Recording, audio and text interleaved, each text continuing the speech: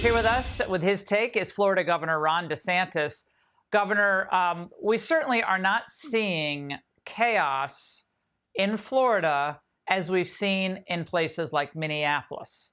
So what is the difference?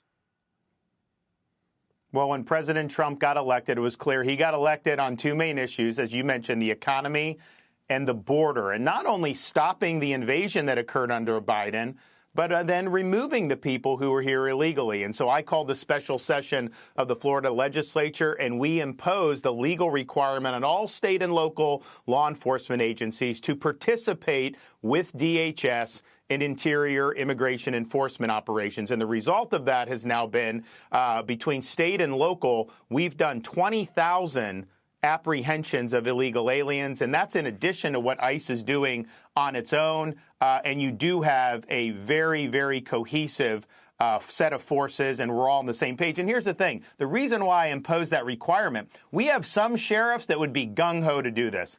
We've got some cities, some mayors would not want to do it, right? But since we did the requirement, if you act like Jacob Frey in Florida, then you get removed from your position. And so we have consequences to that duty, and it's worked very well. And it's important. The American people voted for this. This is something that has to be accomplished. And if it can't be accomplished with President Trump's presidency, then are we ever going to be able to get it done?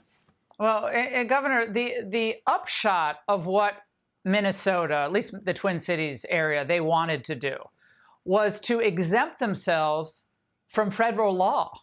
I mean, what if Florida or Texas voters, Tennessee voters just decided they just didn't want to pay income tax? They wanted to opt out of the enforcement, the IRS enforcement. I mean, people would laugh at them. You can't do that. It's federal supremacy, federal law. And the same situation here. I think they're going even one step further than that, though. Yes, they do not want to participate. You will literally have a criminal alien sitting in jail in Minnesota for violating their own laws, and they still don't want to cooperate and send that person to DHS so that they can be removed. But what you see on the streets, that's an orchestrated effort. These are groups that are funded. It's being egged on by politicians like the governor and the mayor. And their goal is not to just simply not enforce the law, but to actively sabotage the enforcement of the law. And so I think that's why that just cannot stand. If you can have a state, because they have different political orientation, just opt themselves out and indeed sabotage what's being done to bring about the mandate that the voters gave, then what are we even doing here? And so I think what they're doing has been very, very damaging. Are you surprised that people like Bill Cassidy and Tom Tillis and some others in the Republican Party are like using this moment clearly to kind of pile on here when they know that everyone thinks these deaths are tragedies. They know generally, what's going on, but they use this moment to dump on ICE. Well, here's the thing, Laura. Look, in these individual instances, which are tragic, we should insist on high standards for these officers, and they should do a review. And if there's something if they need to be held accountable, they should do it. But understand what they're facing. They're facing threats.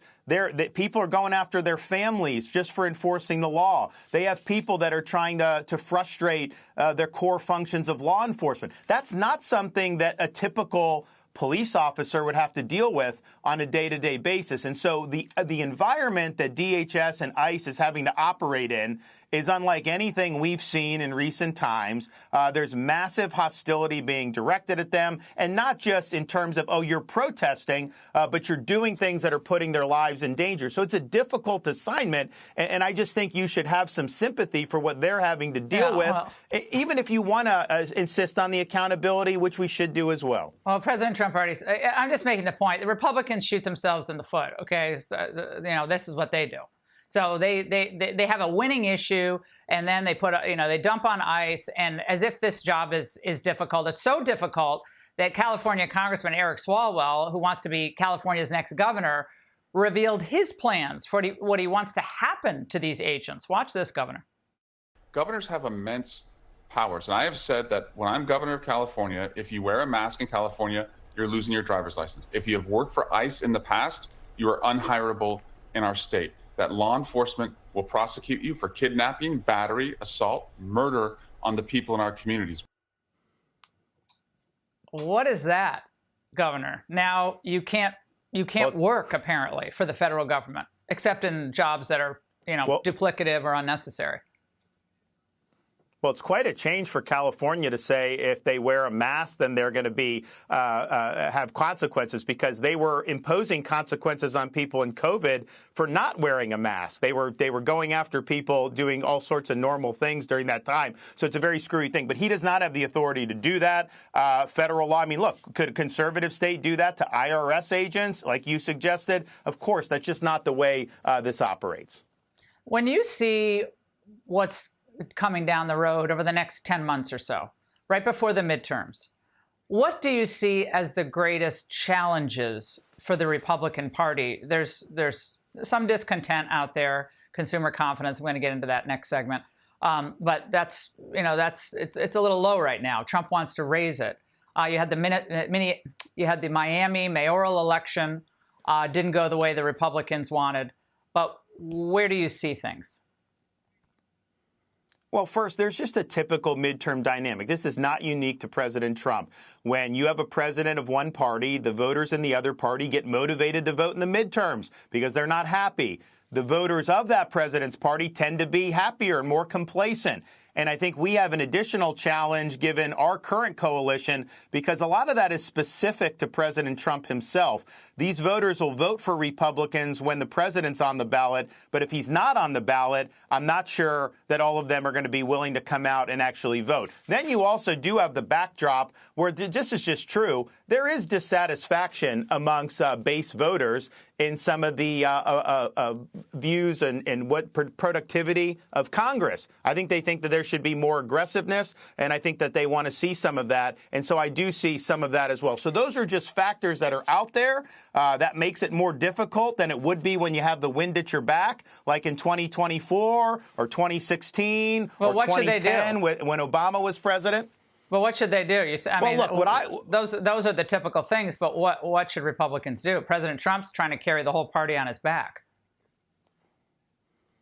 So in Congress, draw a sharp contrast with the left on immigration. No, for example, Laura, we're talking about interior enforcement. It's important. I've done a lot in Florida for it.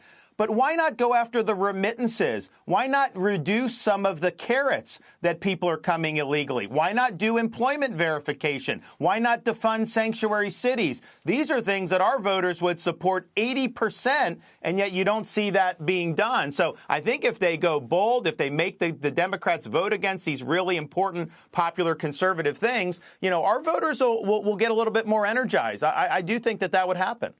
Do you think we should get rid of the filibuster? I think the question is if you do that, what are you going to actually pass? And what I would hate to see is that happen, the Republicans still not pass anything, and then the Democrats come in and make D.C. a state and do all those other things. And so that's the thing. They haven't really coalesced around a very big, bold, conservative agenda. So the only way I would consider that is if they had 4 or 5 really transformative conservative things that were ready to go that they can do. I just haven't seen that yet. All right, Governor, always great to see you. Thank you very much. Hey, Sean Hannity here. Hey, click here to subscribe to Fox News YouTube page and catch our hottest interviews and most compelling analysis. You will not get it anywhere else.